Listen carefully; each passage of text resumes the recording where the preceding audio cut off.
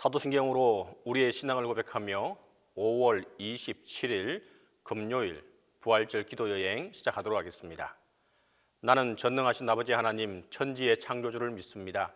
나는 그의 유일하신 아들 우리 주 예수 그리스도를 믿습니다. 그는 성령으로 잉태되어 동정녀 마리아에게서 나시고 본디오 빌라도에게 고난을 받아 십자가에 못 박혀 죽으시고 장사된 지 사흘 만에 죽은 자 가운데서 다시 살아나셨으며 하늘에 오르시어 전능하신 아버지 하나님 우편에 앉아 계시다가 거기로부터 살아있는 자와 죽은 자를 심판하러 오십니다. 나는 성령을 믿으며 거룩한 공교회와 성도의 교제와 죄를 용서받는 것과 몸의 부활과 영생을 믿습니다.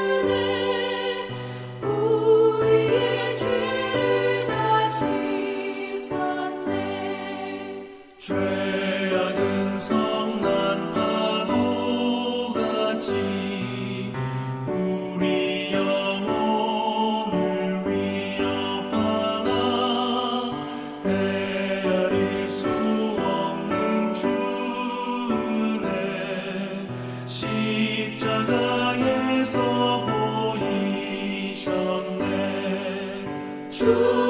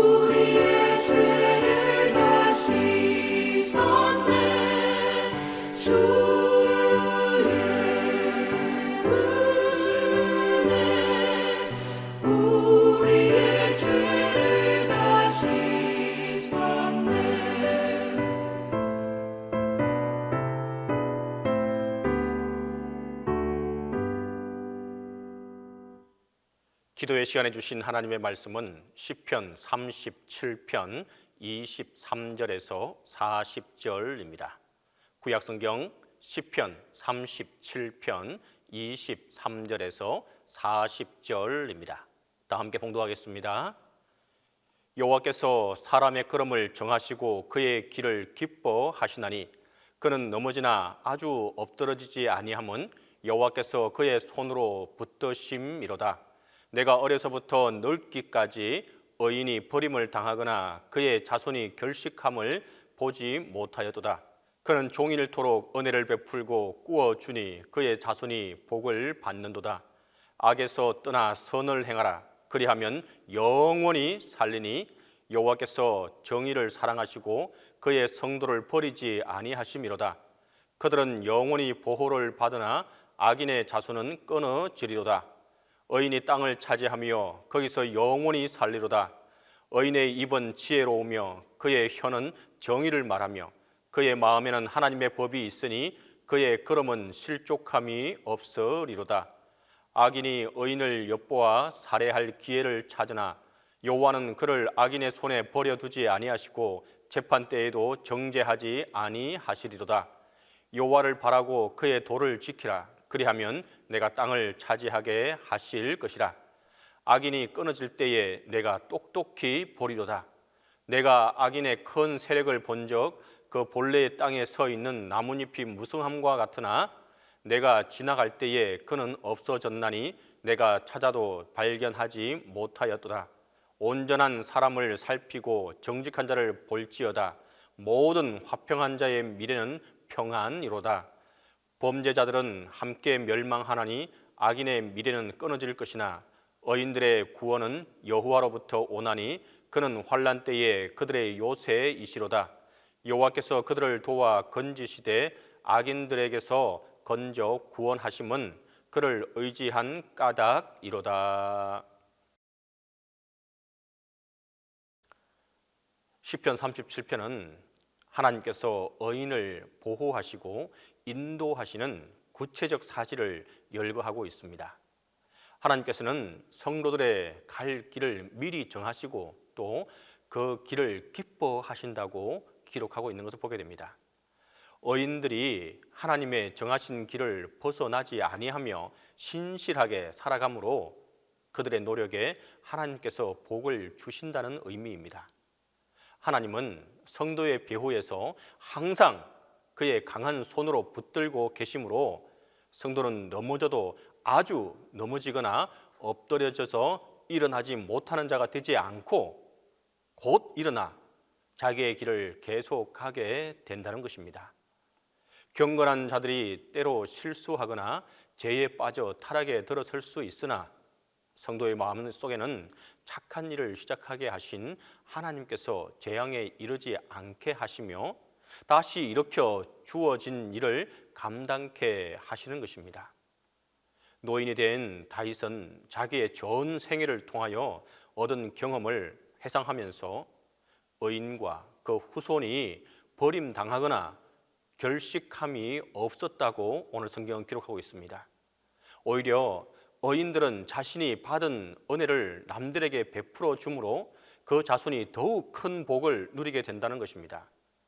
의인들의 후손이 복을 받는다는 사실은 하나님의 약속이요 시편의 또 큰 주제이기도 합니다.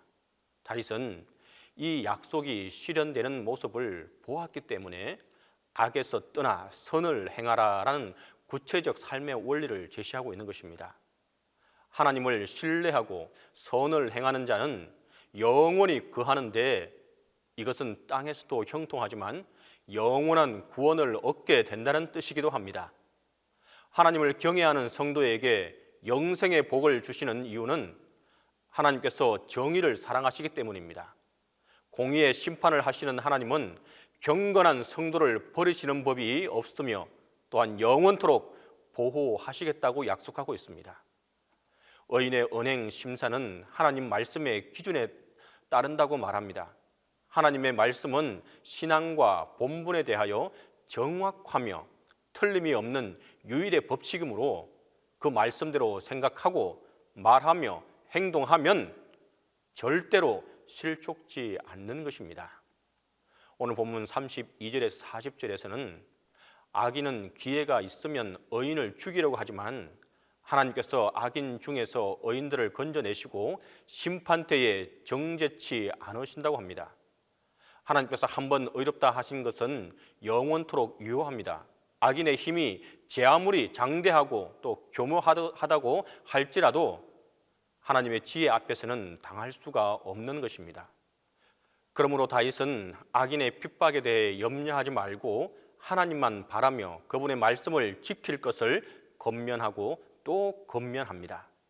하나님을 바라며 그 도를 준행하게 될 때 성도는 땅을 차지하게 될 것이며 악인이 끊어지는 것을 보게 될 것입니다.